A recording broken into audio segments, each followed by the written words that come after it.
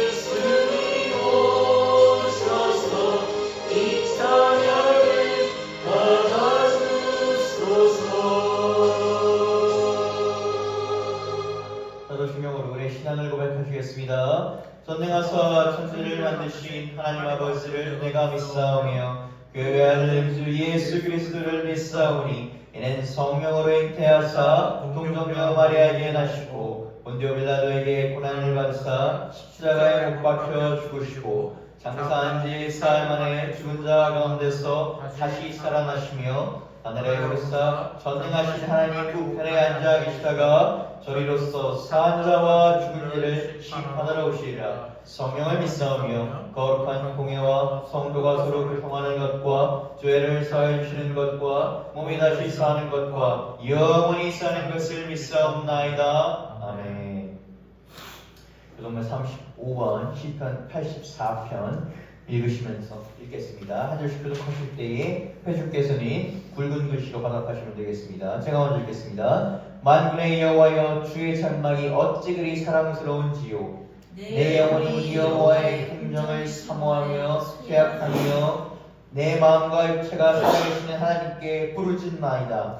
나의 왕 나의 하나님 만군의 여호와여 주의 재단에서 참새도 제 집을 얻고 제비도 새끼둘 보금자리를 얻었나이다. 주의 집에 사는 자들은 복이 있나니 그들이 항상 주를 찬송하리이다. 주께 힘을 얻고 그 마음에 시온의 대로가 있는 자는 복이 있나니 그들이 눈물 골짜기에 들어갈 때에 그곳에 많은 샘이 있을 것이며 이른 네가 복을 채워 주나이다. 주의 긍정에서의 한 말이 다른 곳에서의 첫날보다 나은즉 악인의 장막에 사는 것보다 내 하나님의 성전 문지기로 있는 것이 좋사오니 펼치겠습니다. 만군의 여호와께 주께 의지하는 자는 복이 있나이다.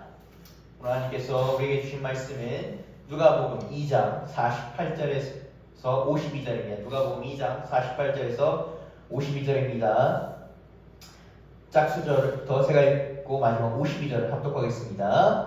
그의 부모가 보고 놀라며 그의 어머니는 이르되 아이야 어찌하여 우리에게 이렇게 하였느냐 보라 내 아버지와 내가 근심하여 너를 찾았노라. 예수께서 이르시되 나를 찾으셨나이까 내가 내 아버지 집에 있어야 될 줄 알지 못하였나이까 하시니 그 부모가 그가 하신 말씀을 깨닫지 못하더라. 예수께서 함께 내려가사 나사렛에 이르러 순종하여 받드시더라. 그 어머니는 이 모든 말을 마음에 둡니다. 같이 읽겠습니다. 예수는 지혜와 키가 자라가며 하나님과 사람에게 더욱 사랑스러워 가시더라. 아멘. 이 말씀은 살아계신 하나님의 말씀입니다. 오늘은 머물러야 할 자리라는 저희 주제로 말씀을 나눕니다. 지난주는 이제 대림절이 있었고 성탄절이 있었고 오늘은 성탄 후 제1주입니다. 이제 지나고 나서는 제가 주현절, 이게 주님께서 모습을 현현하셨다라고 하는 주현절이 들어갑니다. 교회에서 가장 큰 절이 중 하나입니다. 그 주현절에 이렇게 들어가게 됩니다. 오늘은 주현절에 들어가기 전에 예수님께서 어린 시절에 있었던 우리가 하나의 일화를 보고자 합니다. 보통 우리가 알고 있는 성경 속의 예수님의 모습은 예수님께서 장성하신 후에, 그러니까 예수님께서 30이 넘어서 세례 요한의 세례를 받으신 후에 공생의 사역을 시작하신 후에 돌아가시기 3년 전, 그러니까 3년 동안, 그러니까 예수님께서 33살에 돌아가셨기 때문에 30에서 시작해서 33까지 요 3년간이 사실 그렇게 길지는 않습니다. 그 3년 동안 예수님은 많은 사역을 하셨고 또 이스라엘 전체에 아주 요즘으로 말하면 커다란 타장을 일으키셨습니다. 이스라엘이 여태까지의 그 사람들이 알고 지내던 율법과 그 사람들의 그 믿음을 완전히 뒤바꿔 놓으셨습니다. 제가 저번 주에 어느 교회 가서 어느 목사님 설교를 들었는데 예수님은 보다 그 당시에 그 오래된 율법을 완전히 흔드신 이었다. 그 사람들이 생각조차 하지 못한 방법으로 그 사람들을 흔드셨다라고 합니다. 근데 그것이 사실 3년밖에 안 됩니다. 그리고 예수님이 그 세례 요한에게 세례받기 전 그 한 30년간의 행적은 태어나실 때 우리가 지난주 살펴봤던 천사들이 와서 구세주가 났다. 요때 말고는 거의 사실 알려지지 않았습니다. 그런데 이 본문에서는 특이하게 누가가 예수님의 어린 시절 한 사건을 다룹니다. 누가는 예수님의 제자는 아닙니다. 그러니까 예수님의 여기서 말하는 제자는 12제자를 말하는 겁니다. 넓은 의미에서 예수님을 따랐던 사람들 중에 하나는 누가 들어면 갈 것입니다. 그러나 예수님의 직접적인 제자는 아닌데 이 누가가 이 일화를 다른 성경과 달리 어떻게 알고 있는지는 우리가 예수님께서 대중들에게 이 일화를 말씀하신 걸 들었는지 아니면 제자 12제자들에게 말씀하신 걸 이제 전해 들었는지는 알 수는 없습니다. 그러나 누가가 이 예수님의 어린 시절 얘기를 합니다. 이제 당시 상황은 6월절, 우리로 말할 것 같으면 그 구정, 설날, 추석입니다. 유대인들의 가장 큰 명절로 이 6월절을 지키는 것입니다. 우리도 요즘은 이제 점점 시간이 지나니까 좀 안 그렇지만 여전히 그런 가정도 있지만 이 추석이나 설날은 어떻습니까? 온 가족이 모이지 않습니까? 고향에 가지 않습니까? 이 6월절이 바로 이스라엘 백성들에게 그런 겁니다. 이 6월절은 애굽에서 시작됐습니다. 애굽에서 예수님 하나님께서 애굽에 처음 난 모든 것들을 내가 그것을 가져가리라 라고 했을 때 단 문설주의 양의 피, 어린 양의 피를 바른 그 집은 피해가리라 라고 말씀하셨을 때 유대 이 가정들은 전부 다 이 문설주의 어린 양의 피를 발랐습니다. 그리고 죽음의 천사가 그들의 집을 넘어갔습니다. 그래서 이 6월절이 퍼스오입니다. 그 죽음의 재앙이 그들을 넘어갔다. 그렇기 때문에 2월절은 하나님께서 그들을 구하신 거이자 그들에게 하나님의 역사하심을 보여줘요. 그 재앙이 넘어갔음을 아주 역사적인 날입니다. 그렇기 때문에 이 유대민족들은 이 이스라엘 전 지역에 퍼져 살더라도 이 6월절 때는 이 6월절 기점으로 예루살렘으로 모입니다. 심지어 디아스포라 유대인들, 그러니까 유대인들이 이스라엘 나라가 망했기 때문에 여기저기 뿔뿔이 흩어진 이 이스라엘 민족들도 이때는 예루살렘으로 모여듭니다. 요 기간을 지금 말하는 겁니다. 예수님의 부모 되시는 요셉과 마리아도 예루살렘으로 왔습니다. 말씀드린 것처럼 이 요셉과 마리아가 살던 곳은 나사렛, 정말 땅시골입니다. 그 땅시골에서 여기로 온 것입니다. 한 3, 4일, 며칠 걸려서 왔습니다. 며칠 걸려서 이 시작, 요 6월절에 하루만 딱 하면 앞뒤로 이렇게 절기를 지킵니다. 그렇기 때문에 그거에 맞춰서 이렇게 딱 온 것입니다. 그리고 이제 6월절이 끝났으니까 이 나사렛을 돌아가려고 하는데 문제가 하나 생깁니다. 나사렛으로 가려고 딱 하는데 누가 없습니까? 예수님이 없습니다. 가는 길에 예수님이 안 보이는 겁니다. 예수님은 오늘 것처럼 예루살렘 성전에 계속 머물러 계셨습니다. 이제 요셉과 마리아가 왜 그런지는 모르겠는데 뒤늦게 알아챕니다. 뒤늦게 알아채니까 난리가 났습니다. 뭐 인파가 많아서 그런지 여러 가지 뭐 때문인지 모르는 뒤늦게 난리가 난 겁니다. 그럼 비록 당시 예수님의 나이가 12살, 오늘로 얘기하면 13살, 만으로 따지니까 13살, 14살, 초등학교 6학년, 중학교 1학년 없어진 겁니다. 난리가 났습니다. 그래서 다시 예루살렘으로 돌아옵니다. 그래서 예수님과 만납니다. 근데 당시 이제 모습을 보면 이제 이것을 예수님이라고 생각하지 말고 부모의 입장을 보면 사실 가관인 상황입니다. 뭐 없어졌으니까 예루살렘까지 가는 길은 말씀드린 시골길이기 때문에 그렇게 편한 길이 아니 나사렛으로 가는 길은 편한 길이 아닙니다. 갔다가 다시 돌아오는 겁니다. 그러니까 얼마나 급한 마음을 갖겠습니까? 짐 챙겨. 그랬다 보니까 예수님 거기서 너무 평안하게 예루살렘 성전에서 계시는 겁니다. 그러면서 그때 뭐하고 있었냐면 율법학자들과 율법에 관해서 얘기를 나누고 있습니다. 근데 이 상황이 너무 평안해 보였기 때문에 일단 첫 번째는 쇼크, 두 번째는 무엇이냐면 아까 말씀드렸습니다. 요즘으로 얘기하면 13살 초등학생이 우리로 지금 따지면 서울대 법대 이 교수들과 이 법에 대해서 토론을 하고 있는 것입니다. 그런데 단지 이것을 그치는 것이 아니라 그 예수님이 알고 있던 지식과 지혜가 요즘으로 하면 그 13살 초등학생의 법 지식이 그리고 법을 적용하는 것이 너무나 뛰어나서 이 법대 교수들이 다 놀라는, 율법학자들이 다 놀라는 상황. 율법학자들이 다 기이하다, 놀랍다, 이거 어떻게 이렇게 할 수 있냐? 라는 상황. 그때는 이제 딱 요셉과 마리아가 딱 목격을 한 것입니다. 이 에피소드는 사실 신학적으로 되게 중요한 사실 에피소드. 이거는 제가 짧게 말씀드리겠습니다. 이 초대교회에서 발생했던 논쟁 중 하나가 무엇이냐면 우리는 사실 너무나 당연한 것을 알아듣지만 예수님의 신성은 언제부터 발현됩니까? 즉 예수님은 언제부터 신이었는가? 요즘으로 따지면 그게 무슨 소리야 라고 하지만 그때 당시 지금부터 2000년 전 이게 화두였습니다. 1600년 예수님이 태어날 때부터 신이었는가? 혹은 어떤 사람들이 이렇게 얘기합니다. 세례 받았을 때 하나님의 성령 임하였을 때부터 그때부터 신성이 임한 것이 그러니까 원래부터 사람이었다는 것이 아니에요. 그것이 아주 첨예하게 나타나 있었습니다. 왜냐하면 그때는 이제 여러 가지 중 하나가 뭐냐면 요즘도 이제 어린아이는 다소 보호받아야 될 존재라고 여기지만 그때 당시에는 어린아이는 하나의 미숙한 존재입니다. 그러니까 하나의 동일한 대체로 인정받지를 못합니다. 12살이었기 때문에 그 당시에는 인정받지 못했습니다. 그런데 뭐 여러 가지 이유로 그렇죠? 여러 가지 때문에 근데 이 에피소드는 보다 예수님의 신성보다 세례받기 이전부터 예수님이 어렸을 때부터 뿌려서 나가서 예수님의 태어났을 때부터 예수님은 하나님 신성과 인간성이 함께 하셨다라는 것을 보여줍니다. 자, 그런데 이제 본문을 다시 돌아와서 이 예수님께서 이 하나님께서 주신 지혜로 어린 시절부터 사람들을 놀래게 했습니다. 그러던 중 아까 말씀드린 것처럼 요셉과 마리아가 성전에서 예수님을 발견합니다. 누가복음 2장 48절에서 50절을 읽겠습니다.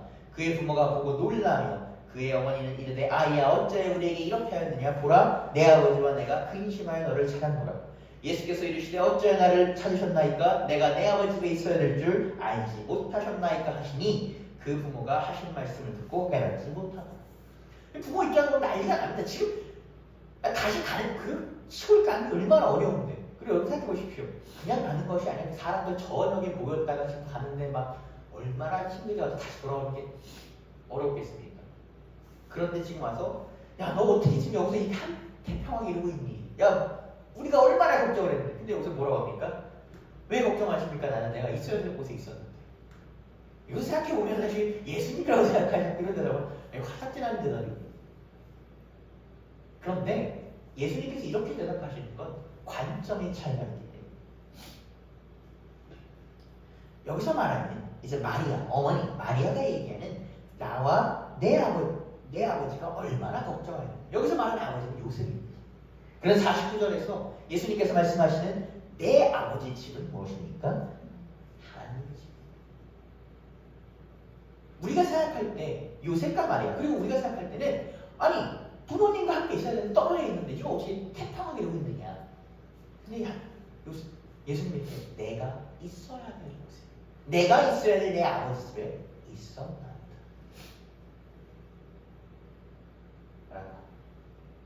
요 당시 이제 요 당시와 또 조금 뭐 있지만 하나 더 설명드리자면 제사장들 항상 성전에서 이제 번갈아 불침번을 들어도 성전에서 거했다고 합니다. 왜냐면 성전에서 이제 불을 이렇게 항상 켜놨는데 그 불이 꺼지면 안 되기 때문에 항상 그 불을 수시로 점검하고 성전에서 먹고 먹는 거다고 합니다. 그런데 우리가 알고 있던 이제 사무엘에 나오는 이 엘리 제사장, 이 엘리 제사장의 일화를 보면 엘리 제사장이 대제사장임에도 불구하고 그가 성전에 있지 않았구나라는 것을 볼 수 있습니다. 어떤 것이냐면 그의 아들들이 전사했다는 그의 아들들이 죽었다는 소식을 들었을 때 그 소식을 그 집에서 들었다. 성전을 떠나 있는 것입니다. 우리가 있어야 될 곳에 있지 않는다. 어떻습니까? 예수님이 이렇게 얘기하시면 내가 있어야 될 곳에 우리 아버지 집에 있었나. 엘리제사장은 어떻습니까? 있어야 될 곳에 있지 않았습니다. 여러분 오늘 우리가 어디에 서 있어야 됩니까? 우리 어디 머물러 있어야 됩니까? 사실 교회에서 우리 성탄절은 큰 명절입니다. 이 성탄절 준비하는데 우리 한 달 전부터 저기 촛불을 심어서 준비를 했습니다. 그리고 이 성탄절 끝나고 촛불 끄면 어떻게 합니까? 좀 많은 경우도 있지만 길게 가면 이제 다음 주까지 이번 주까지 갑니다. 송구영 씨. 그러고 나서는 이제 어떻게 다 끝납니다. 근데 예수님은 우리가 뭐라고 얘기합니까? 있어야 되는 곳에. 우리가 6월절이 끝났다고 우리가 다시 원래 살던 곳으로 돌아가는 것이 아니라 물론 우리의 발걸음은 돌아갈 수 있습니다. 우리의 살던 곳으로 돌아가야죠. 우리가 살던 곳 가서 우리가 열심히 살아야 됩니다. 그러나 우리의 마음은 어디 있어라? 있어야 되는 곳에 있어야 된다는 것입니다. 오늘 예수님은 얘기합니다. 우리가 있어야 될 곳은 우리가 마음의 중심을 둬야 될 것은 아버지의 집이라는 것입니다. 여러분 우리 오늘 2024년을 마무리하는 마지막 주입니다. 물론 우리가 송구영 씨님의 하는 날도 남았지만 마지막입니다. 이 마지막 예, 여러분 우리의 2024년 어디에 있었습니까? 그리고 또 우리 2025년 어디에 있을 것입니까? 우리의 발이 닿는 것, 우리의 마음 닿는 곳이 하나님의 집입니다. 아멘. 여러분께서 살아가실 때 하나님의 집에서 내 아버지의 집에서 거하시기 바랍니다.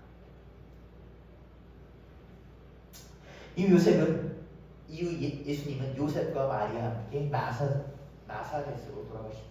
그리고 그곳에서 18년 동안 계십니다.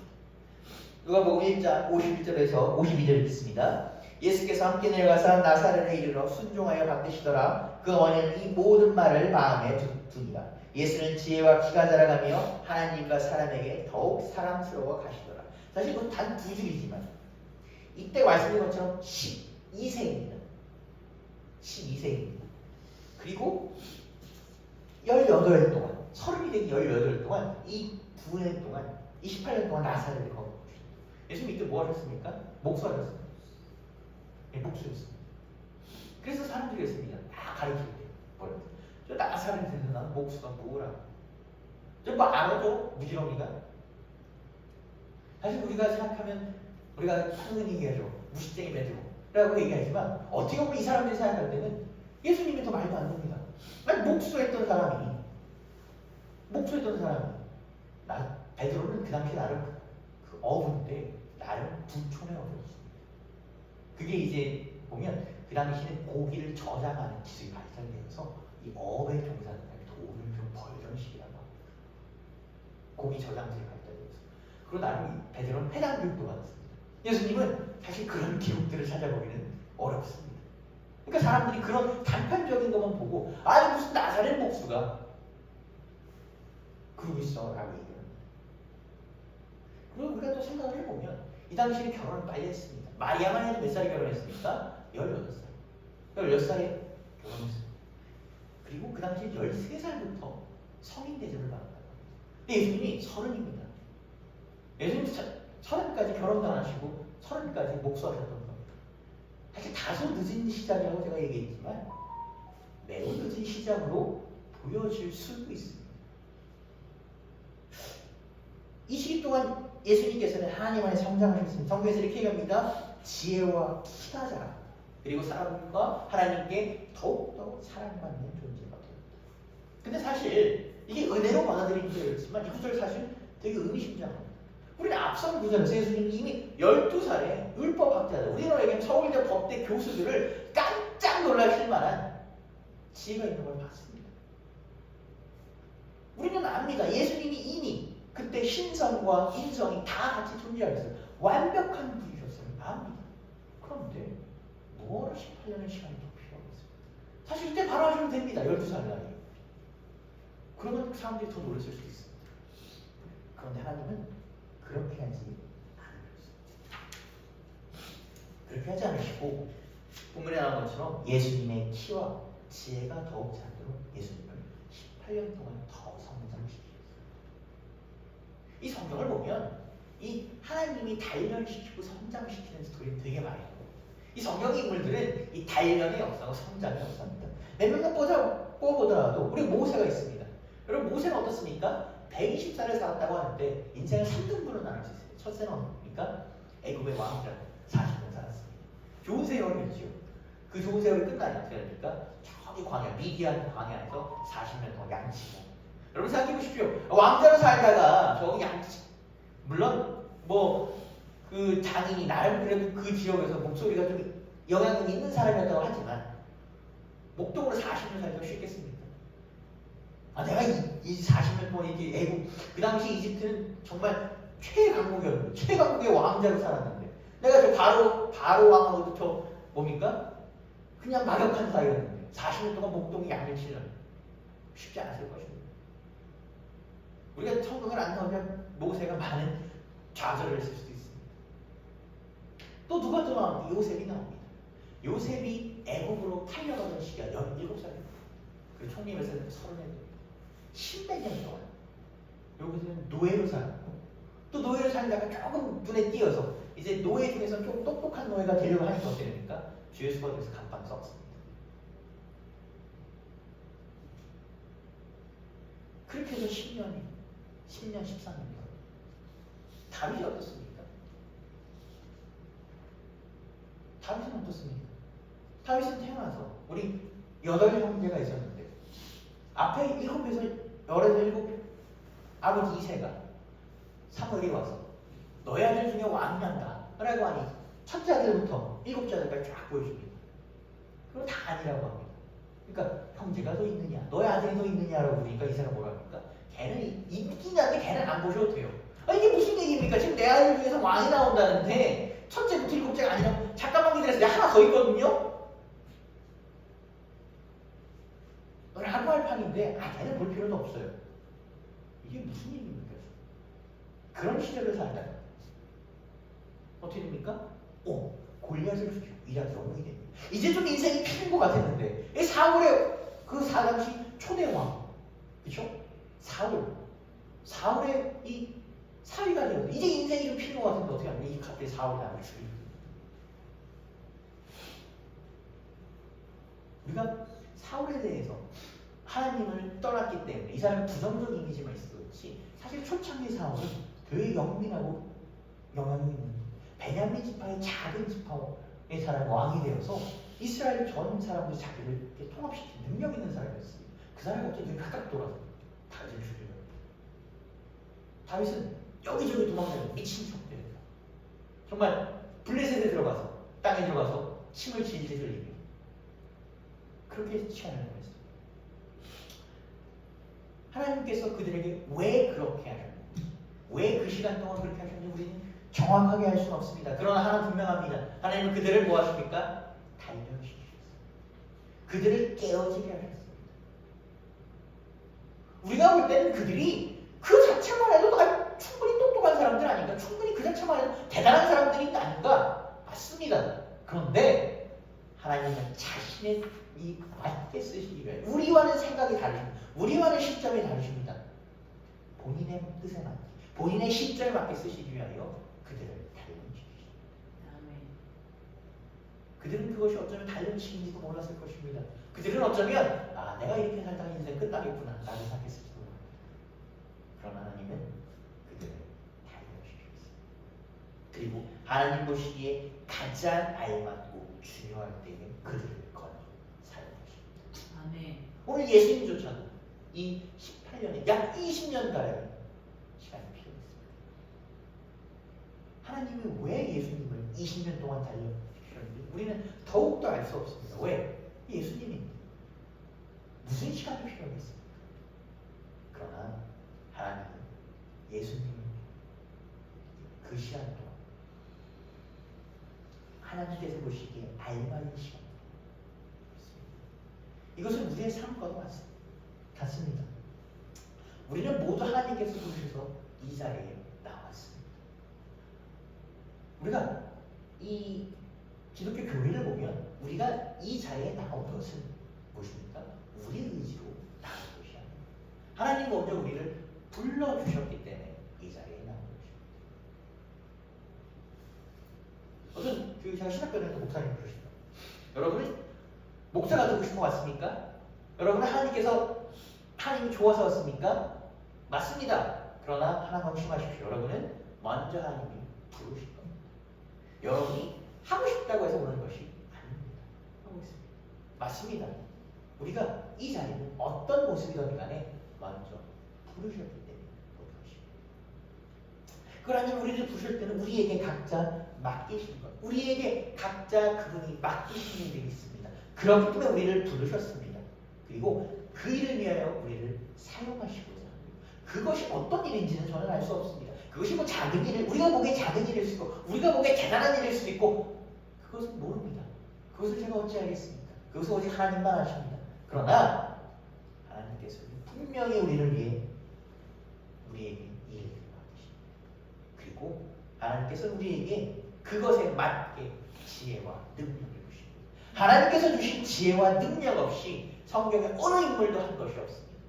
내가 잘나 보여서 했으나 아까 말씀드린 그 사울, 정말 베냐민 지파는 유대 전 지파와 싸우다가 멸족당한 지파입니다. 그 작은 지파가 지파의 왕이 되어서 이스라엘 민족을 통합시켰습니다. 그런데 그가 그의 능력을 하려고 하니까 어떻게 됩니까? 망했습니다. 하나님은 우리에게 지혜와 능력을 주십니다. 그리고 그 지혜와 능력을 주시면서 우리를 그분의 때에서 단련시키십니다. 그분의 때에서 우리를 깎으십니다. 왜 깎는지, 얼마나 깎는지는 우리가 알 수 없습니다. 그러나 분명한 것은 하나님께서 우리를 위해 깎으실 때, 하나님께서 우리를 위해 우리를 준비하실 때, 그분의 때에 우리를 준비하실 때 우리는 맞는 장소에 있어요. 우리의 마음이, 우리의 중심이 알맞은 곳에 있어요. 오늘 예수님은 말씀하십니다. 내가 내 아버지 집에 있어요. 아멘. 예수님은 어떤 사역을 하실 때 항상 뭡니까? 하나님의 뜻에 따라 하셨습니다. 우리가 겟세마네 동산에서 기도하실 때 그 십자가, 그 고난의 잔을 받을 때 뭐라고 하십니까? 예수님도 처음에 이렇게 하십니다. 이 잔을 나에게서 거두소서. 당연하죠. 얼마나 고통스럽겠습니까? 그러나 뭐라고 하십니까? 당신의 뜻대로 하소서. 성령에 쓰임받은, 그 단련받고 쓰임받은 여러 인물 중, 대표적인 인물 중 하나 다윗입니다. 그 다윗이 단련받았습니다. 쓰임받았습니다. 누가 그런 얘기를 하더라고요. 아니, 단련받고 쓰임받은 건 좋은데 다윗은 잘못을 많이 저질렀다. 맞습니다. 다윗은 잘못을 많이 저질렀습니다. 이 사람은 십계명중에 가장 큰 것 중 하나는 뭡니까? 가장 그 10개 계명 중에 하나는 뭡니까? 남의 아내를 탐하지 말라는, 그것을 어겼습니다. 심지어 죽이까지 했습니다. 우리가 볼 때는 왜 저런 사람을 쓸까?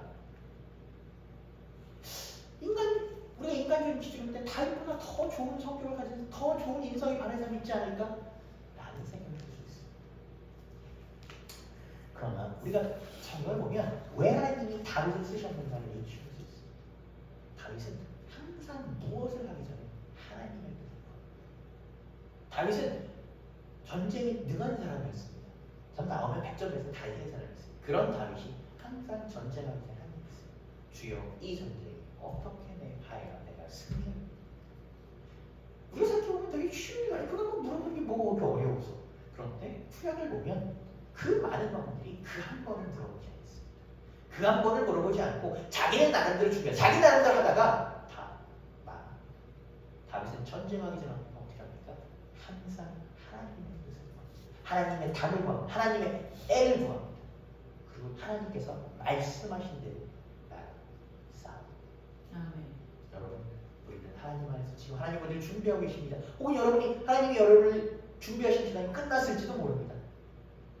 중요한 것은 여러분은 이제 준비 중이든 준비가 끝났던 알맞은 장소에서 알맞은 때 하나님의 뜻에 따라서 사실 바랍니다. 아멘. 예수님 우리에게 이렇게 얘기하십니다. 아버지 집에 거할 때 내가 가장 기쁘고 평안하다. 여러분, 우리의 마음의 중심이 하나님께 있을 때, 하나님께서 우리를 붙잡아 줄 때 우리는 흔들리지 않아요. 우리 얼마나 많이 흔들립니까? 얼마나 많이 흔들립니까? 제가 신학교 다닐 때 사역을 하는데 제가 사역을 되게 죄송합니다. 열심히 하려고 했습니다. 어떤 분이 그래요. 선생님 왜 이렇게 사역 열심히 해요? 선생님 하는 일이 있는데 그거 왜 그만두고 와서 이렇게 열심히 해요? 제가 웃으면서 이렇게 속으로 했어요. 제가 하루에도 30번씩 흔들렸어요. 이게 맞나? 이게 맞는 건가 내가? 사람은 그렇습니다. 참 제가 그 얘기 못했어요. 왜냐면 제가 그 얘기를 하면 성도분이 이제 시험 받으니까 그렇죠. 우리가 무게중심을 우리가 하나님께 맡기지 않으면 우리는 계속 흔들립니다. 여러분, 무게중심, 여러분의 때와 시간, 모든 것을 하나님께서 붙잡아 주시고, 그러면 하나님께서 여러분을 단련시키시고 가장 좋은 때 여러분을 귀하게 사용하시고, 아멘. 2024년 하나님 안에서 거하시고 하나님 안에서 거하셨기를 여러분 양다 잘 하나님 안에서 마무리하시고 다가오는 2025년도 하나님 안에서 하나님의 때에 하나님의 장소에서 사시고 준비하신 여러분 되시기를 주님의 이름으로 축복합니다. 아멘. 기도하시겠습니다. 주님 감사합니다. 오늘도 우리 이 자리에 나왔습니다. 오늘도 우리 주님의 시간대에 살려고 합니다. 주여 부족합니다. 주여 아니 부족함으로도 다 메꿀 수 없습니다. 주여 그러나 우리 주여 이 자리에 나왔습니다. 주여 가난한 마음으로 연약한 마음으로 주여 나왔습니다. 두 발로 걸어 나와야 되는데 주여 우리의 두 발이 뭉개져서 우리가 다 녹슬어서 주여 무릎으로 기어서 간신히 나왔습니다. 네 발로 기어서 간신히 나왔습니다. 주여 불쌍히 여겨주소서. 주님 앞에 멋진 모습으로 나왔어야 했는데 주여 그러지 못하고 이 두 발로 기어서 이 성전에 내려오는 이 계단을 두 발로 기어서 네 발로 걸어서 주여 그리고 그대로 주님께 엎드려 주님께 간구하나이다. 주여 우리를 불쌍히 여기소서. 주여 별 볼 일 없는 우리를 귀히 살려하소서. 주여 주님의 사랑으로 주님의 축복으로 우리를 써주시고 우리를 키워주소서. 아멘. 주여 주님의 시간에 주님의 장소에 우리 살기 원합니다. 주여 주께서 우리 인생을 주관하여 주시옵소서. 주께서 우리 인생을 책임져 주시옵소서. 주여 주인 되셔서 주님 우리가 당당히 두 발로 설 수 있는 우리 될 수 있도록 주님 이끌어 주시옵소서. 아멘. 주님 2024년 우리 부천간섭교회 주님 안에서 있습니다. 주여 주님 안에서 이제 잘 마무리하고자 하오니 다가오는 2025년도 주님 안에서 우리 설 수 있도록 주여 이끌어 주시옵소서. 아멘. 이 모든 말씀 살리신 예수 그리스도로 기도드렸습니다. 아멘. 찬송가 430장 주와 같이 길 가는 것 찬양하시겠습니다.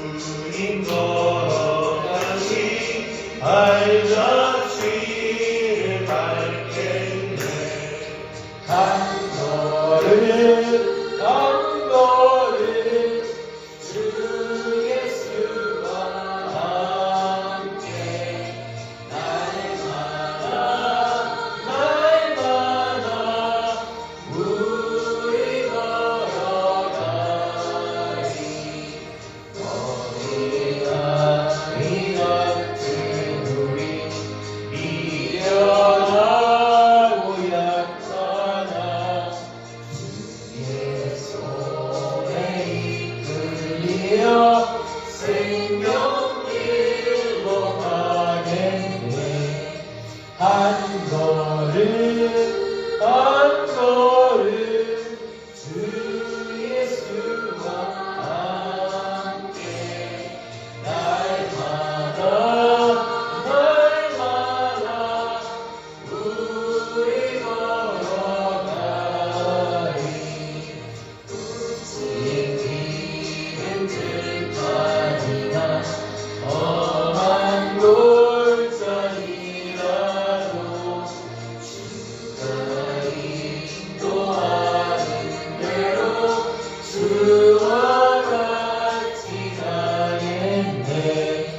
한 걸음 한 걸음 주 예수와 함께 날마다 날마다 우리 걸어가리. 주여 2024년 주와 함께 걸었나이다. 주여 2025년도 주님과 함께 걸어갈 수 있도록 주여 이끌어 주옵소서. 옛선 지자의 똑같이 우리를 노선구에 들려 올라갈 때까지 주와 같이 걷겠네.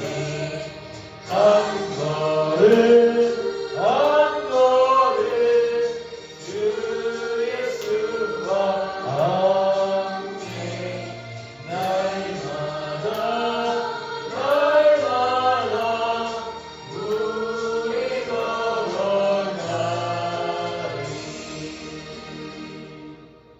우리 기도하겠습니다. 주님 감사합니다. 주님 2024년 마무리하는 마지막 주일 예배 오늘도 주님께 나왔습니다.